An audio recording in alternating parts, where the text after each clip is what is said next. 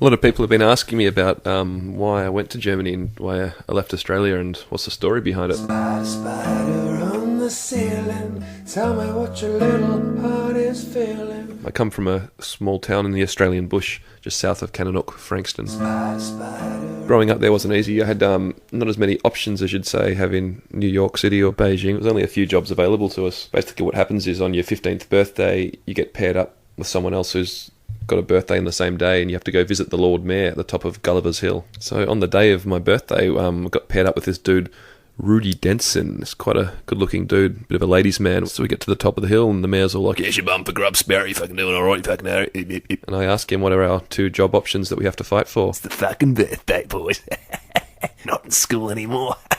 Big boys gonna have to fight for your jobs. So he hands us both a dead snake, which we've got to battle each other with. He always picks two jobs, one job which isn't that appealing, and the other one which is you're obviously going to choose, which means you're going to fight for this job. So if you win today, if you son your opponent, you get to be a crocodile hunter. And the bad news was if you lose, the only job available for the rest of your life was now skinny guitarist with beard. So his receptionist is all like, "Game on, dipshits, let's fucking fight, dickhead." So the Lord Mayor starts playing this weird Irish tune on his mandolin, and I get distracted, and all of a sudden I just get clobbered in the head with Rudy Denson's Reebok in the head. I could hear all the townspeople just screaming, "Oh, little Timmy, oh, little Timmy's been bock-dogged."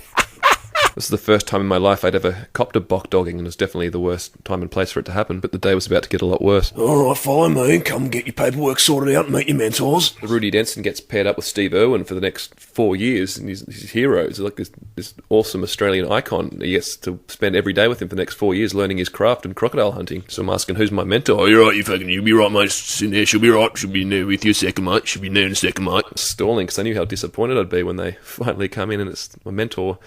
It's John Butler. I burst into tears. I mean, John Butler's a nice guy and a great musician, don't get me wrong, but I was only listening to black metal back then. I wasn't into anything else. I just ran away. I can hear John Butler just following me over the hills. And I was like, "Piss off, Butler." This part of Australia is quite brutal. It's basically ungoverned territory run by Irish warlords with convict blood. This whole territory is set up like the Hunger Games. They just put cameras everywhere. They can set up bushfires, Aikido wallabies, and like drop bears with beef. They got John Butler and his management like paragliding over me, dropping me guitar sheets. "Gotta learn the blues scale, blap, bloop, bloop, bloop." This went on for weeks. I was camping in Kananook Creek, just constantly on the run, till one day Butler finally caught me, and I was all tangled up in his paragliding gear. And all of a sudden, this wind, I just remember this massive wind came. I think it was coming from Norway. It had come down and sort of probably past Indonesia, down the west coast, and then sort of come across that way through Adelaide, picked me up, flew me over Western Port Bay, and I just cut John loose. I end up in some small town in Germany, Großhennersdorf, and there's some